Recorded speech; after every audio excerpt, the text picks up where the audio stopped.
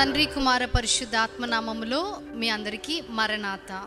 జీవాహారము అనే అనుదిన ఆధ్యాత్మిక కార్యక్రమానికి ప్రేమపూర్వకంగా మిమ్మల్ని ఆహ్వానించుచున్నాము. ఈరోజు వాక్యాన్ని బైబిల్ గ్రంథము నుంచి ధ్యానించుకుందాం. దానియేలు గ్రంథము 6వ అధ్యాయము 24వ వచనం. రాజు ఆజ్ఞ అయ్యగా దానియేలు మీద నింద మోపిన ఆ మనుష్యులను వారు తోడుకొని వచ్చి సింహముల గుహలో పడద్రోసిరి. వారిని, వారి కుమారులను, వారి భార్యలను పడద్రోసిరి. వారు ఆ గుహ అడుగునకు రాక మునుపే సింహముల పాలైరి. సింహములు వారి ఎముకలను సహితము పగలగొరికి పొడి చేసెను. దానియేలు గ్రంథం 6వ అధ్యాయంలో మనము చూచినప్పుడు ఇక్కడ దర్యావేషు రాజు మరి దానియేలుని ఎలాగైతే హెచ్చించి ఉన్నాడో మనము చూస్తాం. ఆయన భక్తిపరుడు, నీతిమంతుడు కాబట్టి ఆయనను దేవుడు ఉన్నతమైన స్థానములో ఉంచడము మనం ఇక్కడ చూస్తాం. అయితే బబులోను దేశంలో ఉన్న ప్రజలు మరి ఇది చూచి మరి వారు ఓర్చుకొనలేక ఆయన మీద ఎలాగైనా నిందను మోపాలని ఆలోచించి ఉన్నారు. దానియేలు మరి ఎక్కడ కూడా ఆయన తప్పిపోవడం వంటిది జరగలేదు.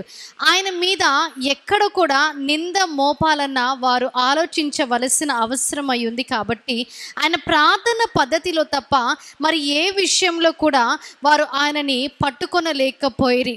కాబట్టి ఒక శాసనమును వారు తీసుకొని రావడము, మరి రాజుతో వారు సంతకము చేయించడము మనము చూస్తాం. 30 దినములు కూడా దేనికి కూడా విజ్ఞాపన చేయడము కానీ ప్రార్థనలు చేయడం కానీ చేయకూడదు అని వారు చెప్పడం మనము చూస్తాం. కానీ దానియేలు మాత్రము పరిస్థితులు ఎలా ఉన్నా సరే దేవుణ్ణి స్తుతించడం మానలేదు. వారు ఎన్ని నిందలు మోపినప్పటికీ ఆయన పట్టించుకోలేదు. రాజుకి దానియేలు అంటే ఎంతో ఇష్టం, కానీ రాజుని కూడా ఎటువంటి సహాయం ఆయన అడగలేదు. కానీ కేవలము ఆయన పనిని ఆయన చేస్తూ వెళ్ళాడు, అనగా ప్రార్థన చేస్తూ వెళ్ళాడు. సింహముల బోనులో వేస్తాము అని చెప్పినప్పటికీ ఆయన పట్టించుకోలేదు. మన జీవితంలో కూడా అనేక సార్లు నిందలు మోపేవారు అనేకులు ఉంటారు, లేనిది ఉన్నట్టుగా చెప్పేవారు అనేకులు ఉంటారు. కానీ వారి వైపు మనము చూడకూడదు. వారి వైపు మనము చూడకుండా దేవుని వైపు మనము చూచినప్పుడు, ప్రార్థన మానకుండా మనము ప్రార్థన చేసినప్పుడు దేవుడు ప్రార్థనను అంగీకరించి కార్యము చేస్తాడు. ఇక్కడ కూడా దానియేలు వారి మాటలు పట్టించుకోలేదు.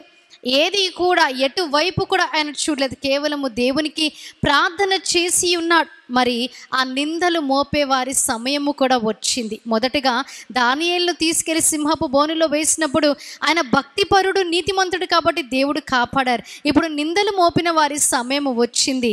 వారిని ఆ గుహ దగ్గరికి తీసుకొని వెళ్ళకముందే సింహాల పాలైరని వాక్యం సెలవిస్తుంది. చూచుకునే దేవుడు మన దేవుడు. ఆయన యుద్ధము చేసే దేవుడు, ఆయన కార్యము చేసే దేవుడు కాబట్టి ఆయన వైపు మనము చూడాలి. దానియేలు కూడా దేవుని వైపు చూచాడు కాబట్టి రక్షింపబడ్డాడు. నిందలు మోపే వారి వైపు మనము చూడకూడదు. మనకి అనేక సార్లు బాధ కలుగుతుంది, దుఃఖము కలుగుతుంది వారు చెప్పే మాటలకి, వారు మోపే నిందలకి. కానీ దేవుని వైపు మనము చూచినప్పుడు ఆయన మనని రక్షించే దేవుడిగా ఉన్నాడు.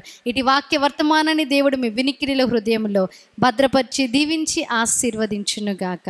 ఆమేన్. ప్రార్థన చేసుకుందాం. మహాగణుడా, మహోన్నతుడా, పరిశుద్ధుడా, మా ఆశ్రయ దుర్గమైన మా యేసుక్రీస్తు ప్రభువా, మీకు స్తుతులు, స్తోత్రాలు, వందనాలు తండ్రి. దేవా, ఈ ఉదయకాల సమయమున వాక్యము ద్వారా మీరు మాతో మాట్లాడి ఉన్నారు. అవును తండ్రి, దానియేలు మీద ఎన్నో నిందలు మోపి ఉన్నారు అసూయతో.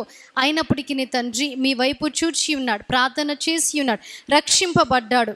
దేవా, అలాగునే తండ్రి ఎందరైతే మరి ఆ బాధలో ఉన్నారో, ఆ కష్టంలో ఉన్నారో, అయ్యో అనేకులు మా మీద నిందలు మోపుతున్నారు, మేము చేయని వాటికి కూడా అనుభవిస్తున్నాము, లేనిపోని నిందలు మోపుతున్నారని ఎందరైతే ఉదయకాల సమయమున తండ్రి ఈ ప్రార్థనలు ఏకీభవించి ఉన్నారో దేవా, మీరే వారిని ఆదరించే దేవుడిగా ఉన్నారు, మీరే కార్యము చేసే దేవుడిగా ఉన్నాడని తండ్రి వాక్యము ద్వారా మీరు మాట్లాడినందుకు మీకు స్తుతులు, స్తోత్రాలు. విన్న వాక్యాన్ని వారి హృదయంలో మీరు భద్రపరచండి.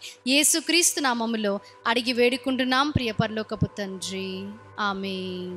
అందరికీ మరణాత. దేవుడు మిమ్మల్ని అందరినీ దీవించి ఆశీర్వదించును గాక. ఆమేన్.